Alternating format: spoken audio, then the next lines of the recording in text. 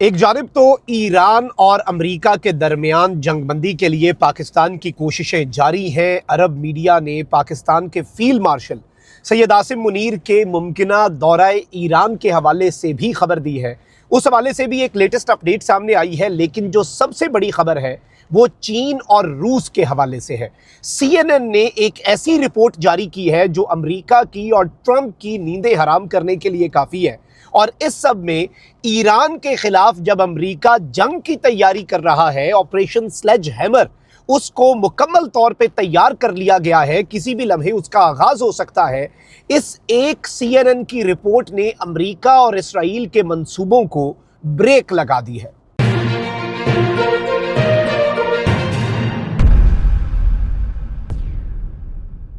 बिस्मिल्लाहिर्रहमानिर्रहीम, अस्सलाम वालेकुम। मैं हूं मखदूम शहाबुद्दीन। 21 मई 2026 जुमेरात का दिन। नाज़रीन इकराम, ईरान और अमेरिका के दरमियान जंगबंदी की पाकिस्तान की कोशिशें जारी हैं। तमाम अरब ममालिक जो हैं वो हाई अलर्ट पे हैं। पाकिस्तान से आलमी सतह पर राब्ता-कारी जो है वो बहुत ज़्यादा बढ़ चुकी है और यूं समझ लें कि दुनिया की जो सांसें हैं वो अटकी हुई हैं और दुनिया जो है वो सोच रही है कि करना क्या है और होना क्या है, और सब पाकिस्तान से उम्मीदें लगाए बैठे हैं।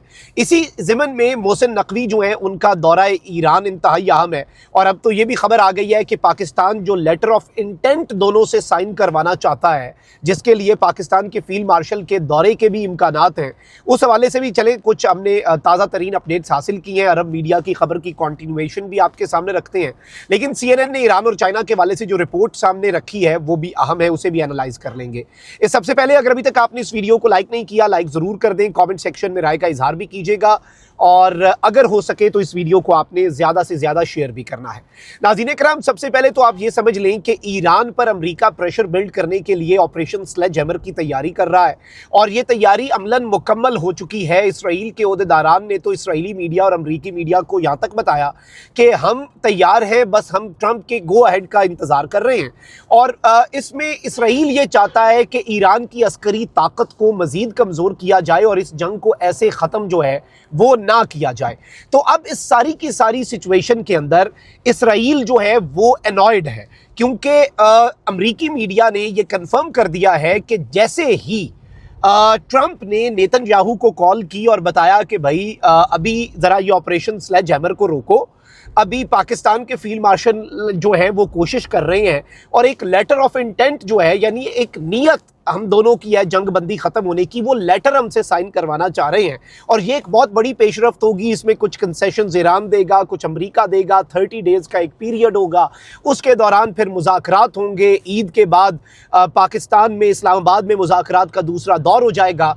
तो अमरीकी ओहदेदारान ने भी यूएस मीडिया को कंफर्म किया और इजरायली ओहदेदारान ने भी ये कंफर्म किया कि नेतन्याहू गुस्से में था, एनॉयड हुआ और फ्रस्ट्रेट हुआ और फ्यूरियस भी, यानी वो इंतहाई शदीद गुस्से में था नेतन्याहू कि ये ट्रंप अब जंग से पीछे क्यों हट रहा है।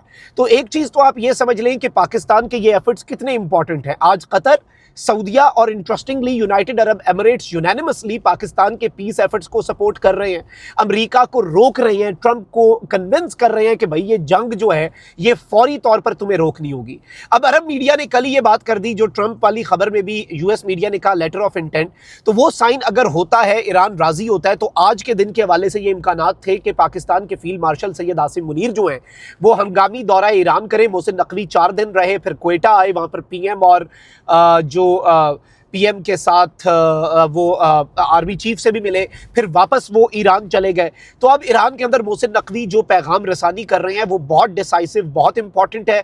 अलबत्ता मैंने अपने सोर्सेज से चेक किया है और ईरान को जो लेटेस्ट प्रपोजल मिला है, ईरान कुछ टाइम लेना चाह रहा है। तो देयर इज़ अ पॉसिबिलिटी कि अगर ईरान को समझ लग जाती है तो और वो लेटर ऑफ इंटेंट साइन करने पर राजी हो जाता है तो फील्ड मार्शल सैयद आसिम मुनीर आज ही रात को किसी वक्त वो ट्रैवल कर लेंगे, वरना पाकिस्तान के आर्मी चीफ जो हैं वो 1-2 दिन में जैसे ही ईरान रेडी होता है, क्योंकि अल्टीमेटली ये चीज़ आप जेहन में रखिएगा कि हम मीडिएटर्स हैं, हम फोर्स नहीं किसी एक फरीक को कर सकते। We can not force anyone कि आप डील कर लें, साइन कर लें। हम सहूलतकारी कर सकते हैं, हम सालसी कर सकते हैं, हम पैगाम रसानी कर सकते हैं, लेकिन इस सब में जो अहम चीज़ है वो ये है कि ईरान को भी पता था कि ये जो अभी तक जंग बंदी है, अमेरिका ने इसे एक तैयारी के लिए भी इस्तेमाल किया ना।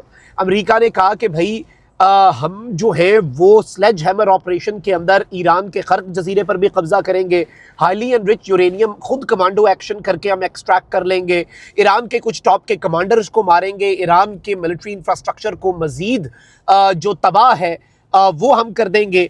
और इससे उन्होंने सोचा ये कि भाई ईरान प्रेशराइज होगा और फिर एक बेहतरीन डील कर लेगा, वो बातें भी ईरान मान लेगा जो ईरान नहीं मान रहा। अब ईरान के हवाले से अमेरिका कहता था आइए हमने ईरान की नेवी तबाह कर दी, अपना उनका मीडिया बताता है, यूएस की इंटेलिजेंस रिपोर्ट्स हैं वो ये बताती हैं कि आईआरजीसी की नेवी 70% कैपेसिटी पर मौजूद है, यानी 70% जो कैपेसिटी है वो आईआरजीसी की नेवी की अभी भी मौजूद है। फिर न्यूयॉर्क टाइम्स ने कहा कि 28 फरवरी जब ऑपरेशन एपिक फ्यूरी शुरू हुआ, सुप्रीम लीडर की शहादत हुई, उसके बाद ईरान ने कितने अपने मिसाइल दागे।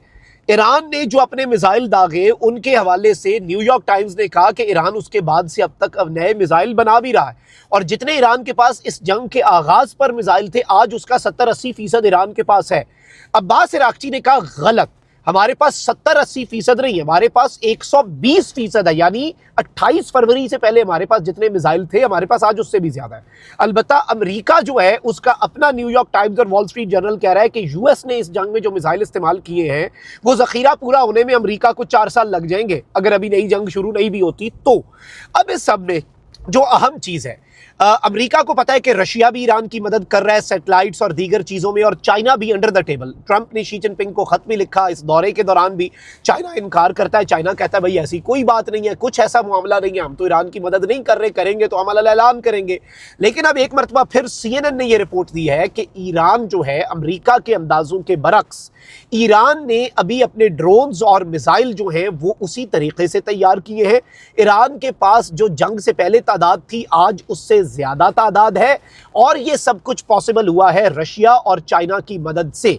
वो इंपॉर्टेंट कंपोनेंट्स आपको मालूम होना चाहिए कि अमेरिका ने और ट्रंप ने इस दौरे से पहले सैंक्शंस लगाई चाइना की कुछ कंपनीज और अफराद पर, और सैंक्शंस की वजह यह बताई गई कि ये ईरान को ड्रोन्स बनाने के लिए और मिसाइल बनाने के लिए जो इंपॉर्टेंट कंपोनेंट्स हैं वो देते हैं। चाइना ने कहा कि ये सैंक्शंस जूते की नोक पे हम रखते हैं। चाइना ने एलामिया जारी किया अपने मुल्क के लिए कि भाई इन सैंक्शंस पर कोई अमल नहीं करेगा, ये कंपनीज जैसे ऑपरेट कर रही हैं ये उसी तरीके से ऑपरेट करती रहेंगी। तो ये जो चीज़ है ये बड़ी इंपॉर्टेंट है कि चाइना ने उस टाइम भी ये स्टैंड लिया। तो अब बताया ये जा रहा है और इनिशियल इत्तलात यही है कि चाइना और रशिया की मदद से ईरान के पास मिसाइल्स और ड्रोन्स का जो स्टॉक पाइल है वो पहले से भी ज्यादा है, जिससे ये बात समझ आती है कि ईरान जंग के लिए तैयार है। फिर ईरान ने, मैं आपको ये भी बताऊं कि जो अपने मोबाइल मिसाइल लॉन्चर्स हैं, मिसाइल जो हैं उन्हें लॉन्च करने के लिए आपको लॉन्च पैड्स चाहिए होते हैं, कुछ तो फिर फिक्स्ड होते हैं, कुछ मोबाइल होते हैं कि वो एक गाड़ी के ऊपर फिक्स करके आप ऊपर कर सकते हैं और मामलात जो हैं वो कहीं से भी आप अपने मिसाइल। तो ईरान ने अपने मोबाइल मिसाइल लॉन्चर्स जो हैं वो बाज़ाब्ता तौर पर यह बताया गया है कि ईरान ने वो भी एडजस्ट कर दिए हैं, फिक्स कर दिए हैं। Iran is ready for any combat, for any operation, और ईरान अपने ऑपरेशन वादा सादिक 5 का आगाज कर देगा जैसे ही अमेरिका ऑपरेशन स्लेज हैमर का आगाज करता है। जैसे ट्रंप ने सऊदिया ने मदद से इनकार किया तो प्रोजेक्ट फ्रीडम नाकाम हो गया, ट्रंप पीछे हट गया। अब यूं लग रहा है कि ईरान की तैयारियां देखकर ट्रंप जो है वो एक ये भी फैक्टर है, क्योंकि अरब ममालिक ने भी अमेरिका को कहा कि भाई हमारे मुल्कों का बुरकस निकल जाएगा, इस जंग में आप गए और फिर हम जो है वो आपके साथ निमट लेंगे। और जाहिर बात है अरब अपनी इन्वेस्टमेंट रोक लें अमेरिका में, अरब जो है वो अमेरिका के अड्डे ही वहाँ से फारिग कर दें तो अमेरिका तो मिडल ईस्ट में रहेगा ही नहीं, तो अरब्स की भी उसे सुननी पड़ी। तो वो ईरान के उस डर और खौफ की वजह से ही था।